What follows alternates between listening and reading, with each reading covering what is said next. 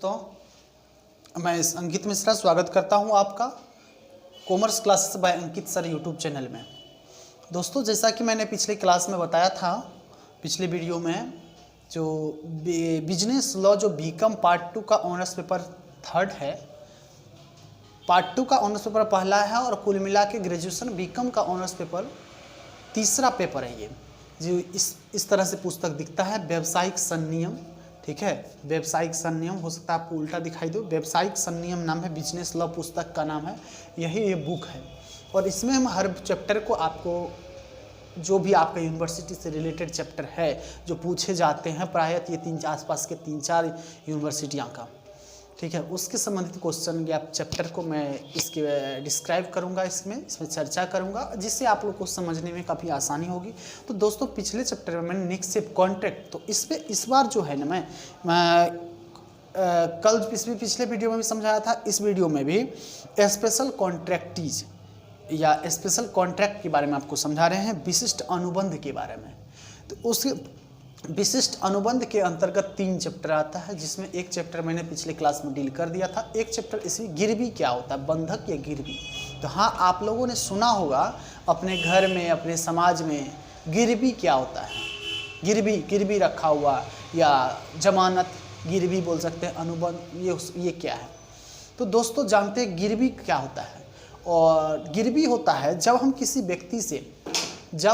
व्यक्ति से उधार कुछ लेते हैं, चाहे वो कोई कुछ खरीदते हैं या नगद में उधार लेते हैं, तो जिस भी व्यक्ति अगर यदि हम किसी व्यक्ति से उधार नगद या किसी संपत्ति या कोई वस्तु के रूप में नगद या उधार लेते हैं और बदले में कुछ बहुमूल्य संपत्ति रखने दे देते हैं उसको, तो उसको गिरवी या जमानत कहते हैं। क्या कहते हैं?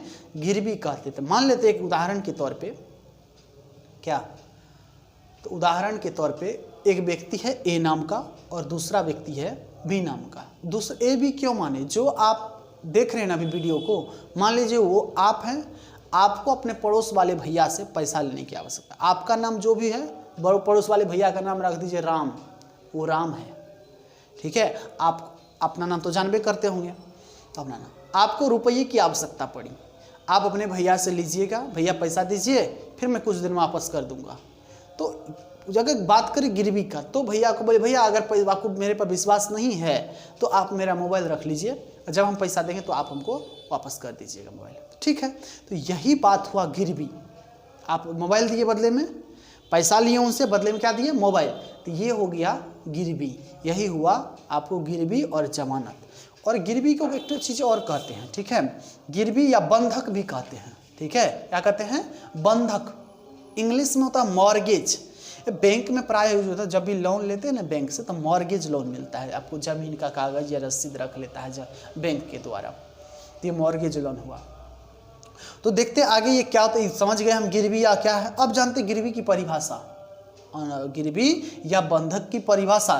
तो बंधक की परिभाषा आप जिस भी पुस्तक से पढ़ रहे हैं, जिस भी बुक से पढ़ रहे हैं, कॉन्ट्रैक्ट वाला चैप्टर जो जाइएगा, कॉन्ट्रैक्ट वाला पार्ट में, और उसमें गिरवी का परिभाषा दिया होगा आपके भारतीय अनुबंध के हिसाब से, भारतीय गिरवी अधिनियम 1972 के अनुसार दिया होगा परिभाषा। जो आसान आपको लगता है, 2 को याद कर लीजिएगा, बस खत्म। 1-2 को याद कर लीजिएगा, वो टॉपिक खत्म हो जाएगा आपका।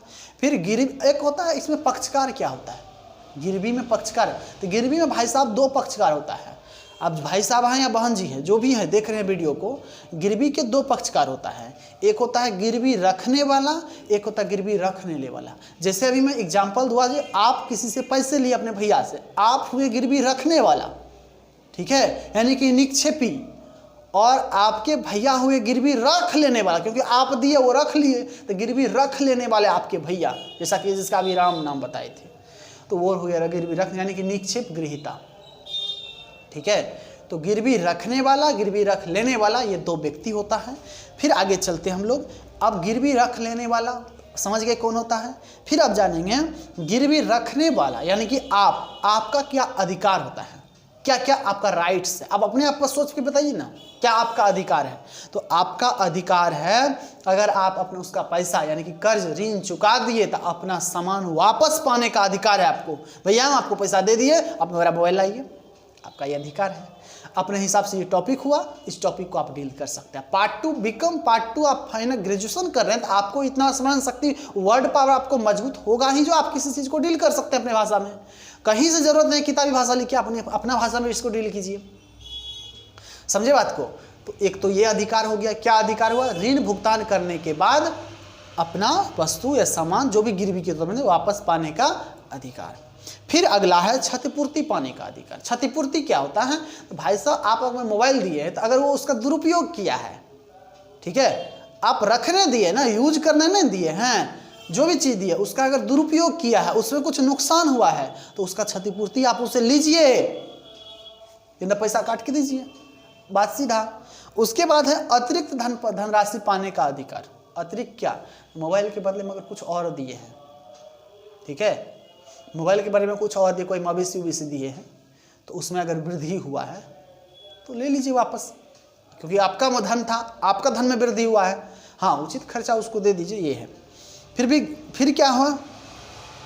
गिरवी रखे हुए माल में अगर कोई वृद्धि हुआ तो वृद्धि सहित वापस पाने का अधिकार, ये भी एक अधिकार है, ठीक है। और एक और अधिकार है, अगर आपका लेन देन कंप्लीट हो गया है, पूरा हो गया है, आप कोई अब एक दूसरे को मतलब कुछ नहीं पाते हैं एक दूसरे के प्रति, तो आप जो भी एग्रीमेंट बनाए, अगर लिखित रूप से एग्रीमेंट बनाए तो उसको आप खत्म कर दीजिए, उसको क्रॉस लगा दीजिए, उसको फाड़ के फेंक दीजिए, ये आपका राइट है, ये अधिकार हुआ।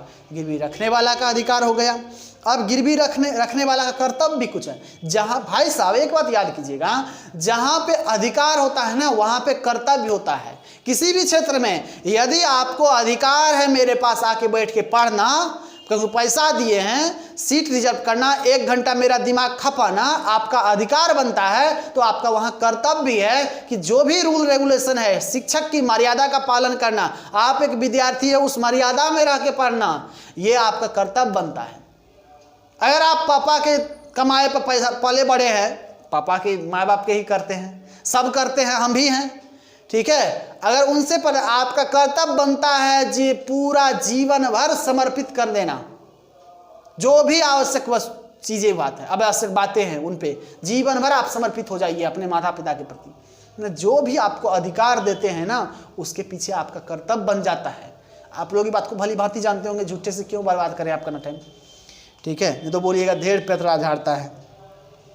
तो कर्तव्य क्या होता है? तो ऋण चुकता करना, जो भी आप उससे पैसा लिए हैं, 100 समय जितना समय लिए हैं समय पर अपना भुगतान कर दीजिए, ये आपका कर्तव्य है।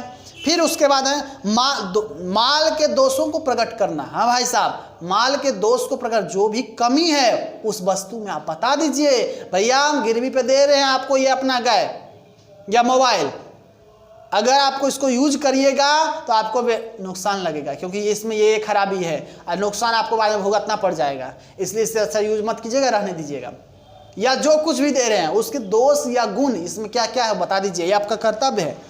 आवश्यक व्यय का भुगतान करना, अगर कोई कुछ भी दिए हैं ऐसा उसमें खर्चा होता है रखने में, तो उसका खर्च का आप भुगतान कीजिए, क्योंकि आपका है, आप गिरवी पे दिए हैं, ठीक है। हानि की पूर्ति करना, अगर उनको हानि लगा है आपके सामान रखने के कारण तो हानि का पूर्ति आप करोगे, यानी कि जो कर्जा लिया वो करेगा, ठीक है। और अनुबंध फिर समाप्त, अगर जो है गिरवी अनुबंध समाप्त होने पर माल वापस स्वीकार करना, अगर एग्रीमेंट खत्म हो गया तो अपना जो माल दिए वापस स्वीकार कीजिए, जहाँ भैया मेरा दे दीजिए, ये आपका कर्तव्य है। और अगर आप जो है मेच्योरिटी है आपके अंदर भाई साहब, तो अपना सोच कर भी अगर अर्थ समझ गए जो गिरवी रखने वाला कौन, रख लेने वाला क्या, तो अपने आप पर यह बात बता करके बैठा करके अपने आप को उस जगह रख करके आप अधिकार कर्तव्य निकाल सकते हैं, ठीक है। फिर गिरवी रख लेने वाला का अधिकार क्या होता है? तो गिरवी रख लेने वाला का अधिकार है माल की देखभाल करना, यानी कि जो गिरवी मिला है ना, गिरवी के तौर पर आप अपने भैया को दिए तो भैया का अधिकार बनता है कि उसका अधिकार होता है उसका, अधिकार तो अलग बात है, कर्तव्य की बात करते हैं, पहले कर्तव्य बता देते हैं।